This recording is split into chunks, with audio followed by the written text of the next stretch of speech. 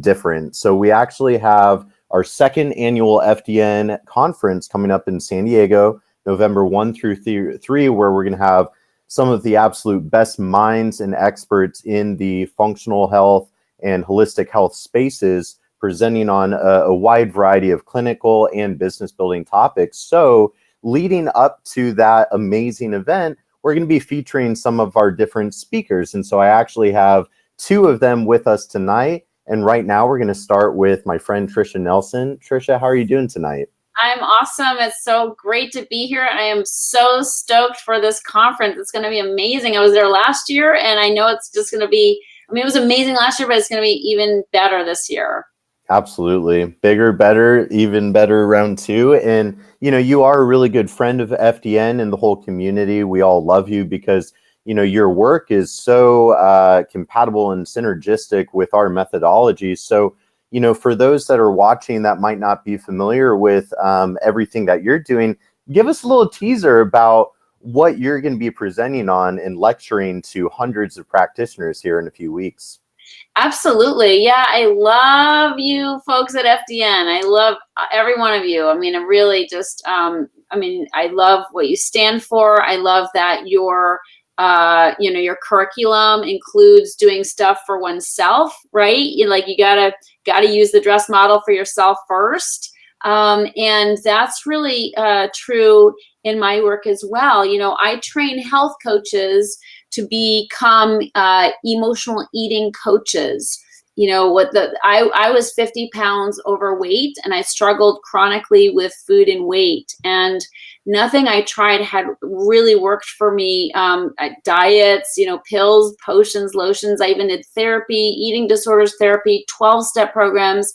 So, I was really out there looking for a solution. And unfortunately, people who struggle with food and weight, they're always going at it from the diet standpoint.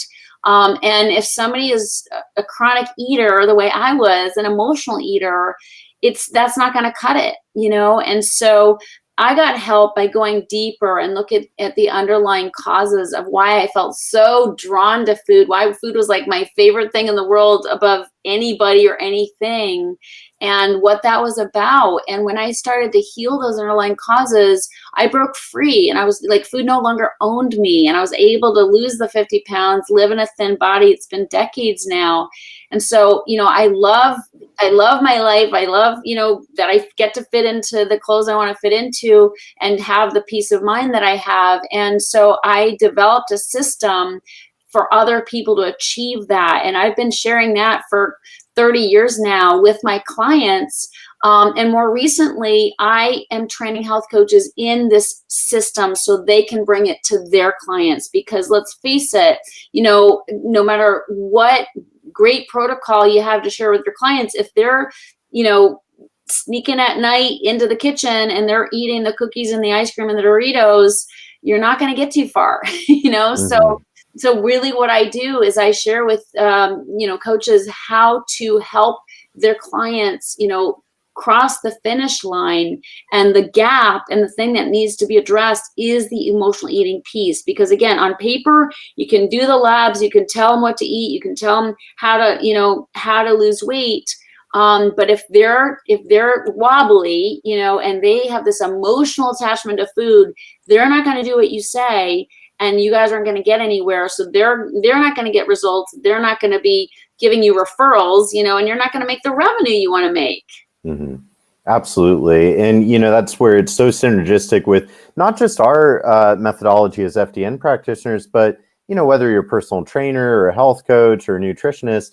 And I definitely find kind of in the holistic health and functional medicine space, there's not enough work on the psycho-emotional component. And as you're so eloquently mapping out, if we don't address that, belief system, what's that story that we're telling ourselves and how we kind of self-sabotage, like you said, I think sometimes people get so enchanted by the functional medicine paradigm of, run a test and the test tells you everything that's wrong. And if you just go by the test, all of your problems go away. And they're doing everything to point the finger outwards rather than looking inwards, right? So true. So true. And, everybody's like, give me the diet. Like, just give me the diet, give me the protocol, tell me what to do. We're so conditioned that way. And of course, we need help, we need guidance. But at the end of the day, we need to listen inside and really get adept at listening and really knowing what's right for us. I call it the divine physician within, and that's really, it's like we need the coaching help, but what we need to be doing as coaches is helping our clients start getting clear and start listening and hearing what's going on inside. And that's not going to happen if they're, jacked up on carbs and sugar. Clients can't hear that still small voice inside. They can't hear that divine guidance if they are binging on, sugar and carbs, as I was. They're not overeating on salads, let's be clear. They're basically drowning out their consciousness and their connection with themselves when they're eating, and that makes them cloudy-headed, foggy. It makes them indecisive. It makes them like their self-esteem plummets. They feel bad about themselves. I mean, their head is full of all this self-recrimination. Like, why did I do that? What's wrong with me? I know better. I'm so weak. I'm lazy. I mean, it's like so noisy in there. They can't get still and quiet and listen. And so the more freedom they have around the food, the easier it is for them to really know what's best for their bodies. Absolutely. And it's such a huge gap that needs to be filled, which is why I think your work is so outstanding, because, there is no system that really teaches people how to break that vicious cycle that you're really alluding to. And so I think with the system that you're creating, you really are empowering practitioners and, the public alike of, here is that vicious cycle that millions upon millions of people are trapped in. And like you said, they're looking for that diet and the quick fix and whatnot, when if they were able to relate a little bit better and understand, hey, there are others like me struggling with the same process, and they have a reproducible system that they can then stop that cycle of trial and error. That's what it's all about. It's beautiful. I feel so grateful that there is a system, that I lived it and I'm sharing it with other people. I've laid it out step by step.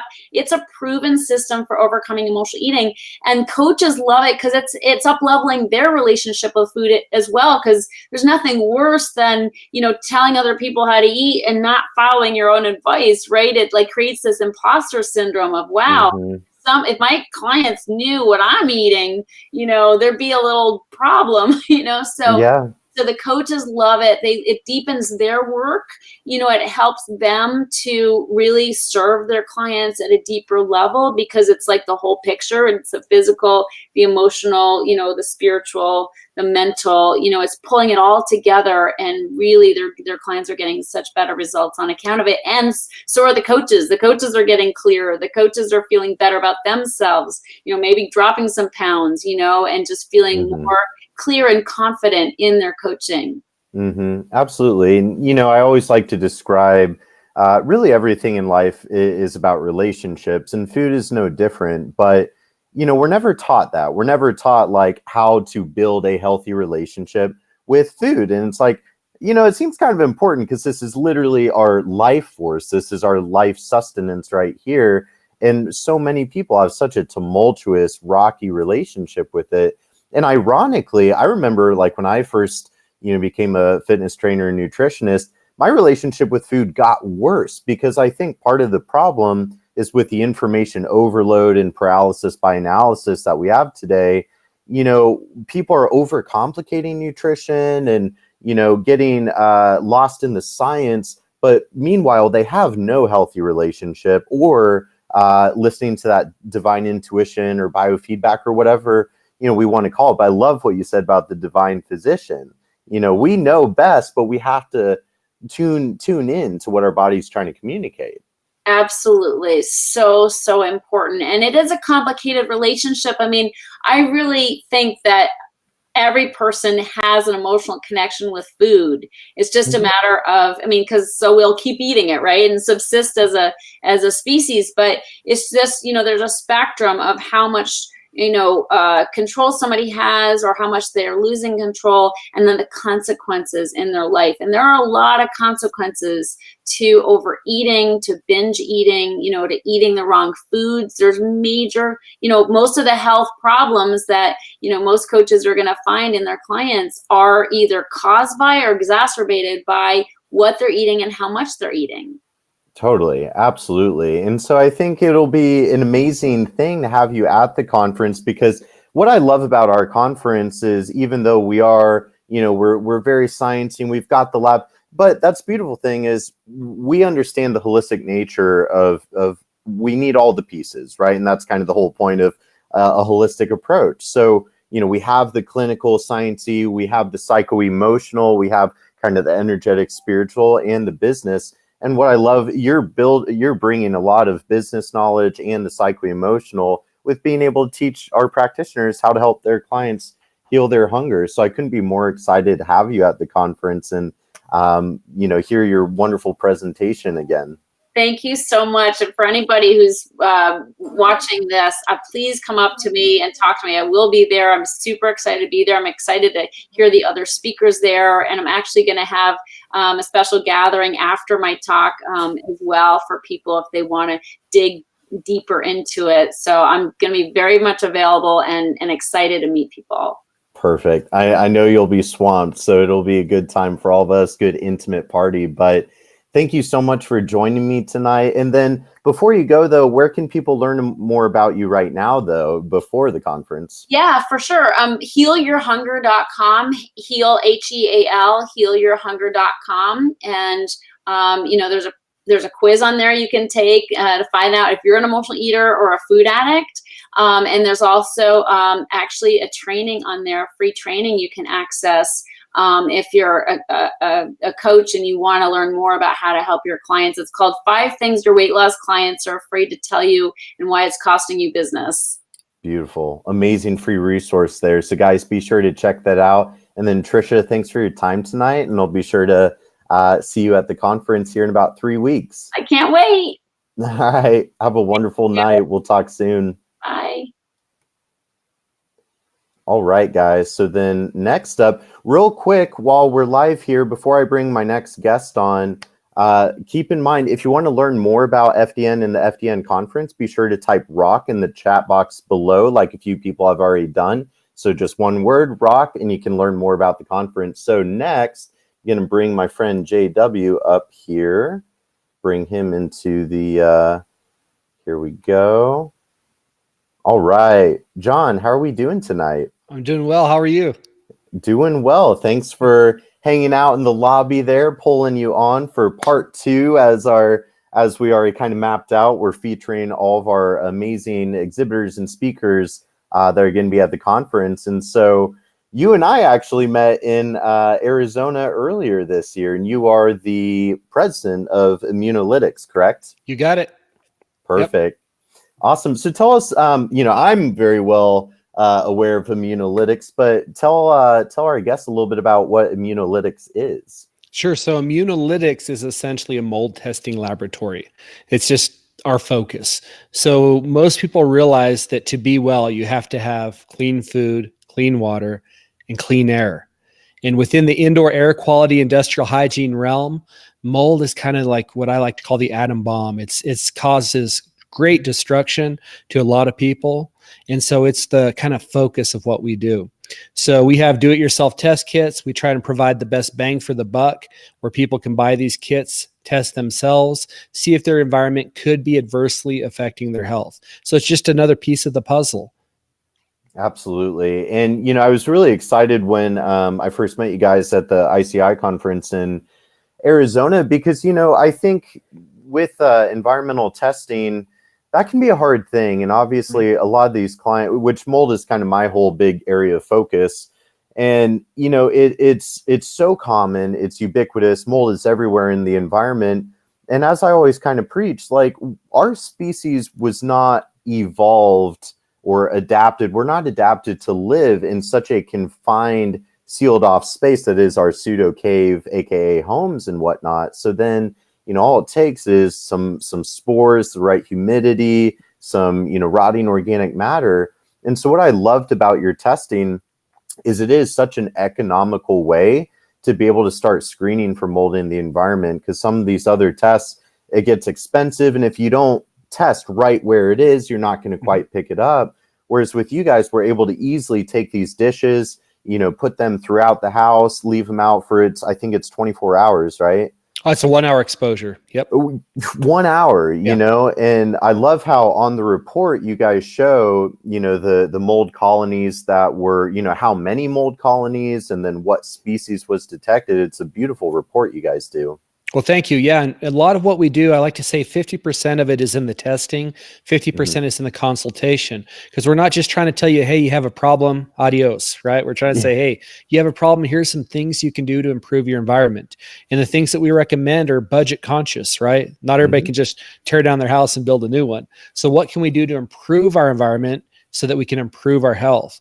And so we consult based on the results as well to try and provide that solution. Which is amazing because, with biotoxin illness, I mean, we have to be thinking, step 1, environmental exposure, step 2, colonization, step 3, kind of the toxicity and mycotoxicosis. But like I said, it has to be done in that order. You can't do it the other way around. Otherwise, it's like you're trying to bail water out of a sinking ship. Right. And the thing with the environmental piece, people don't know.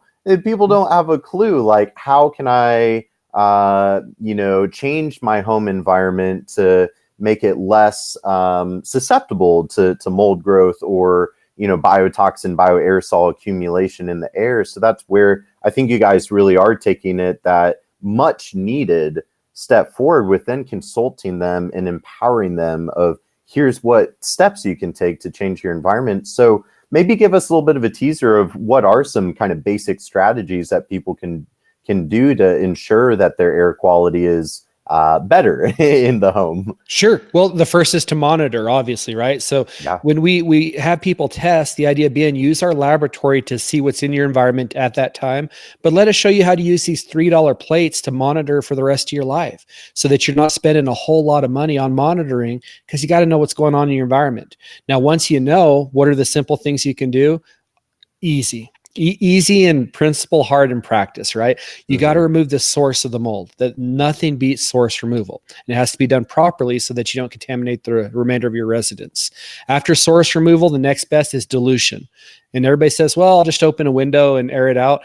Man, we don't really air it out for 24 hours a day. So you got to consider, well, is an ERV system or some type of ventilation system, positive pressure, something that can dilute the potential toxins out of your environment. And then third would be usually some type of filtration or treatment, whether it's like a natural botanical treatment or using some of these HEPA filter units or air purification units to improve your air. So that's kind of the 3-step process really to improve your environment. And with the air filters, there's a lot of information out there and kind of debate on what type of, filters are going to, capture the spores or, cut down. What kind of air filtration do you recommend? Is it mostly the HEPA that you mentioned?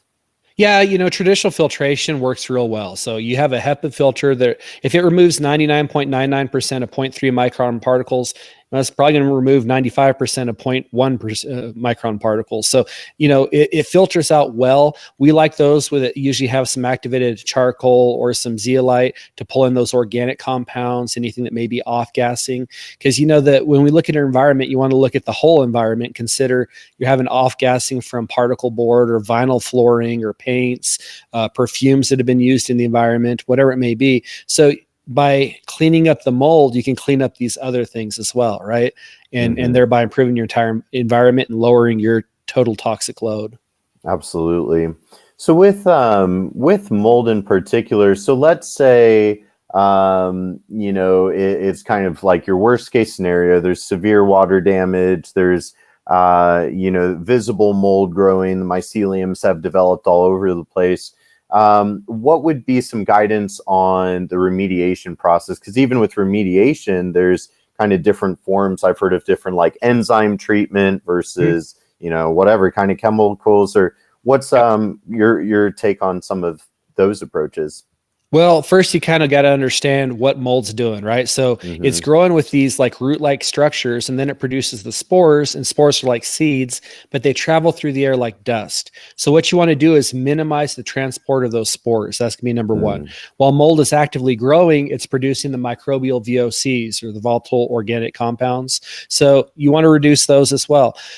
So when you're going to a traditional remediation, you want to do some type of containment so that it's not spreading throughout the house. Materials are removed in a way that doesn't stir up too much of the mold spores. Try and minimize that as much as possible, and remove all growth. I mean, if you have visible mold, you don't need us. It needs to be removed, right? You may need us to see the extent of the contamination, but you don't need us to look at it and go, yep, you're right, that's mold. It's there. It's going to have to be removed under proper conditions. Now, as far as products to use, that gets a little tricky, right? Most everybody who, well, I shouldn't say everybody, but most people who are mold susceptible also have multiple chemical sensitivities. And so you have to be real careful with the products you use and make sure they're not going to adversely affect your health. So part of our recommendations are companies that we've worked with that we know don't necessarily affect health. I mean, one is most people we work with don't react to hydrogen peroxide. And so if you have unfinished building materials in which you're not really worried about them being bleached or broken down, so your wood members, things like that, a 10 to 12% peroxide works real well. So we try and use these cost-effective, non-toxic options to steer people into better health. Absolutely. So if somebody was wanting to, how frequently would you recommend using the Petri dish testing to kind of, ensure and monitor? Because obviously a lot of these people that have struggled with mold illness, it's a long, hard road. And so being proactive with monitoring the environment long term is going to be crucial. Sure. I have two little catchphrases that I use here, and this is part of the education. One is believe the symptoms and believe the plates. Right. So if you test it with the plates and you haven't found the mold problem, but the symptoms are obviously mold related, you didn't test the right place. Did you test your car, your office, your school, the church you go to? Consider these things and broaden your testing. Okay. The second is no water, no mold. It's really that simple. If you don't have humidity above 60% or any type of standing water, you're not going to have mold growth. So like in my house, if I don't have any water events, I'm not testing that often. Since I don't really have to pay for the testing, maybe once a year, I'll go through and test. If I have something that occurs, because I've got 6 kids and 2 dogs, so my house is kind of nasty in general, I'll test those areas to see where I'm at and to work to improve them. I mean, one of the keys with this form of gravity plate testing is if it grows, we see it. And that's a big deal for like Candida, because many of the people that we see that have mold exposure have some level of Candida infection, right? Just like you take an antibiotic, you can get thrush, you get this Candida overgrowth. Well, even within my own house, that's a problem with my kids that love sugar and my dogs that they're not getting bathed often enough. So I may monitor even just to see where my Candida levels are and to try and see if maybe we need to change our diet and maybe treat the environment to bring those levels down. Absolutely. Yeah. I mean, it's such an important thing because, I think all too often, that's where I always tell people too, like, it's not just water damaged homes, like it's everywhere. It's anywhere that there's humidity and dust and so I think people have to get a little bit more. So you brought up a really good point with being more broad with where you're testing. So not just the suspect areas of your home, but also like, what about your car? You know what I mean? Or your office or your gym. I can't tell you how many CrossFit gyms I've been in that are nasty, dirty, old warehouses. Oh, yeah. Absolutely. And, we haven't even spoken about tap testing. So even with our plates, we do what we call tap testing, where you put the Petri dish in the palm of your hand and you'll tap a fabric item 3 to 4 times to see if it's moldy or not. So you have that couch that grandma gave you. And, I just don't quite feel right when I lay on that couch. We can tap test it and see if it's actually growing mold. Your clothing, the carpeting, things like that. Even our pets, we used to call it slap testing, but nobody wanted slap testing dogs. So we changed it to tap testing. Yeah. I'm really glad you brought that. See, like, I wouldn't have even necessarily thought of that, but, that is kind of the tricky thing too, is sometimes it's like, let's say like worst case scenario where you're literally like, let's say a moldy apartment and you're like, screw this, I'm out of here. And you break your lease and get out. But then that's part of the problem is you could very well carry a lot of those spores on your belongings. And, there's a lot of fear surrounding that. So that's a great idea of like a little dab, little spot test, see what grows. Sure, absolutely. And like a lot of people will store their things in storage units. Mm-hmm. I really haven't seen too many storage units that don't leak when it rains. And so they get moldy and then they move it into their new house and they get sick from it. Let me give you one other. Yeah. Tap test and animal mount. People like to go hunt and they put those shoulder mounts of their animals. Those things grow mold like crazy. Mm-hmm. And so, it's a little unsuspected source.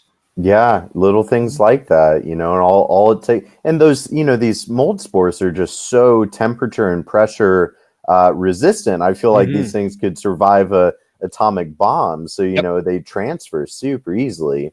Mm-hmm. You nailed it. Yeah. And so even like you spoke about an apartment, well, you don't know what happened there, the previous tenant or the previous tenant, and those spores can stay for quite a while. Totally. Yep. Absolutely.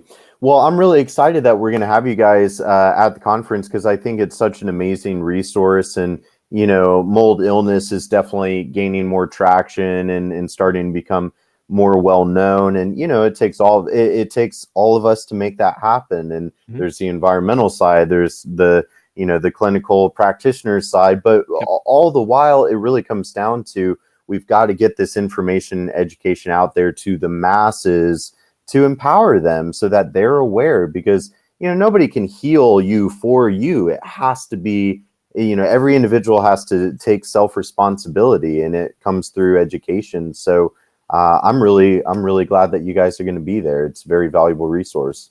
Well, thank you. We're thrilled too. It's going to be a great time.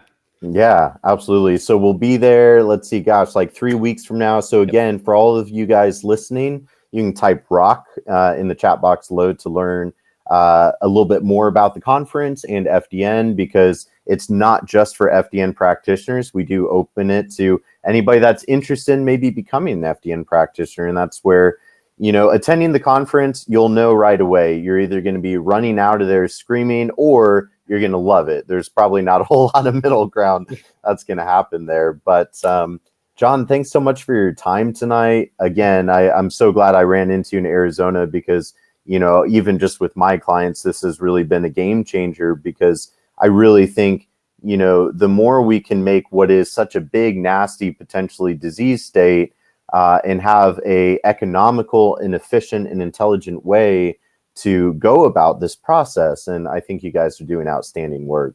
Awesome. Thank you. Cool. All right.